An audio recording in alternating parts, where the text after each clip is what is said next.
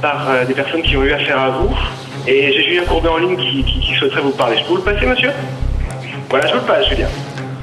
Allô? Oui, bonjour. Bonjour, monsieur le pasteur. Pardonnez-moi de vous déranger. L'histoire est simple. J'ai à mes côtés Maryse Santelli qui nous dit vous avoir donné de l'argent avec une possibilité donc d'intérêt la concernant assez conséquent. Elle vous aurait donné quand même un gros chèque. Alors, déjà, je voulais savoir si il était exact qu'elle vous avait donné cet argent. Oui, c'est exact. Bien. Alors, aujourd'hui, la malheureuse n'attend désespérément cet argent. Qu'est-ce qui se passe pour qu'on ne puisse pas lui rembourser ? Bon, écoutez, je crois que ça fait quelques jours que Mme Santelli, avec sa fille Valentine, est passée me voir. Et je lui ai dit que au mois d'avril, je dois vraiment les contacter pour régler cette affaire. C'est vrai que c'est une affaire qui a duré. D'accord. Que vous comptiez la régler, ça, je n'en doute pas, monsieur le pasteur. Je n'ai qu'une question à vous poser. Oui. Où est l'argent, monsieur le pasteur ? Je lui ai dit qu'au mois d'avril... Non, ne me dites pas ce que vous lui avez dit. Dites-moi à moi ce que je voudrais savoir. Où est l'argent actuellement ? Est-ce qu'aujourd'hui, c'est le docteur qui a l'argent ? Oui. Sur un compte ? Oui. Alors, Maître Fellono. Oui, bonjour monsieur, Maître Fellono, je suis avocat, un des avocats de l'émission.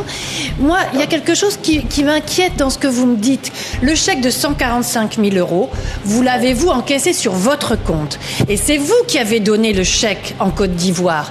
Le chèque, vous l'avez fait à l'ordre de qui? Du docteur ou de la coopérative? Non. C'était très simple. Hein? Un transfert, mais Attendez. à l'ordre de qui le transfert, monsieur? Non. C'était très simple. Nous avons mis l'argent sur le compte de la personne et après, moi et Mme Santelli, on est parti à Abidjan.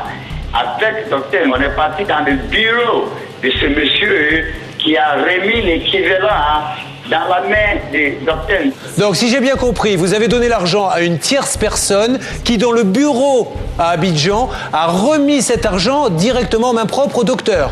Oui, c'est-à-dire que Mme Santelli, au début, m'a fait oui, le chèque. Madame dit que c'est vrai. Je suis un homme d'église. Je n'ai pas l'intention de voler son argent. C'est vrai que ce que j'avais promis dès le départ, je n'ai pas pu... Bien, mais dans ces cas-là, monsieur, je vous crois, vous êtes un homme d'église.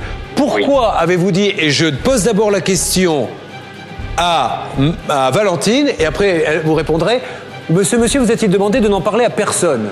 Au départ, oui, quand j'ai investi, il m'a dit, il vaut mieux que personne ne sache qu'on fait les choses ensemble. C'est pour la bonne cause, c'est pour un orphelinat. Pourquoi vous ne voulez pas qu'elle en parle à qui que ce soit? Un homme d'église est là pour prêcher la bonne parole, au contraire. Non, je crois qu'on n'est pas là pour aller dans ce sens, pour interpréter ce qu'on avait discuté dans un contexte précis.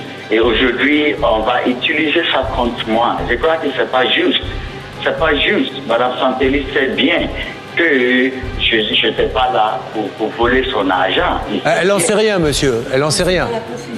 Elle n'en sait rien. Personnellement, je ne connais pas beaucoup de curés, pasteurs qui demandent 140 000 € à leurs ouailles. Quel est le but? Le but, il est simple, monsieur. Le but, il est simple. Il y a deux solutions. Soit madame, et je vais être très clair, elle met son nez là-dedans et tout le monde va mettre son nez là-dedans, y compris un procureur à un moment donné qui va aller voir les comptes, les relevés de comptes, le fait que vous fassiez transiter de l'argent avec des histoires de cacao, que vous fassiez miroiter des contrats.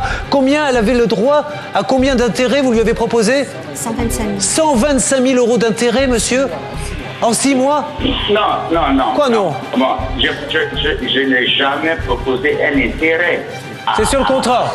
Non. C'est de l'équivalent, ce sont des participations. Monsieur, je n'ai jamais proposé un intérêt à Mme Santelli.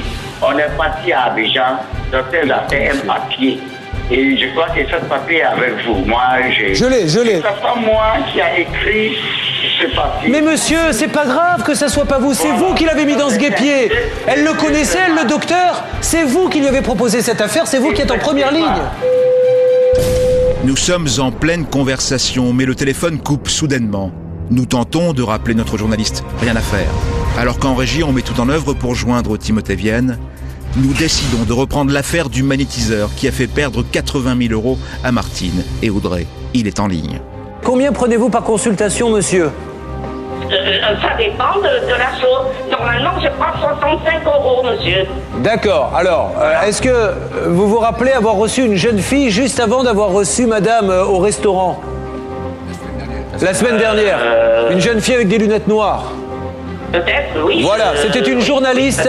C'était une journaliste de sans aucun doute équipée d'une caméra cachée. Vous êtes dans un état cellulaire épouvantable. Je l'ai vu, votre Julien. Oui, je l'ai vu, votre Julien. Je vais essayer de le remettre dans le bon chemin. Sauf que c'était moi, le Julien en question. Et je suis revenu puisque je suis là. Et vous lui avez demandé 91 €. Ah bon, elle est venue avec son papa. Oui, mais son papa, c'était un complice qui avait la caméra. 91 €. Oui. 91 €. Oui, monsieur, ça dépend ce qu'on me demande. Monsieur, absolument. Et je les déclare, monsieur. Je peux vous montrer que mes déclarations sont fermes. C'est possible, mais le magnétiseur n'aurait jamais dû prescrire des médicaments à notre journaliste. Marilyn Olivier rappelle à notre homme que seuls des médecins y sont habilités.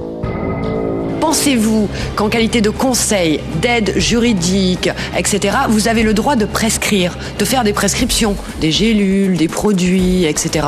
Vous pensez que ça rentre dans ce cadre-là? J'ai le droit de conseiller un produit. Ah d'accord. Le laboratoire avec qui je Mais travaille. est-ce que c'est la même société? Est-ce que vous avez les mêmes comptes pour l'aide, les conseils publics et juridiques?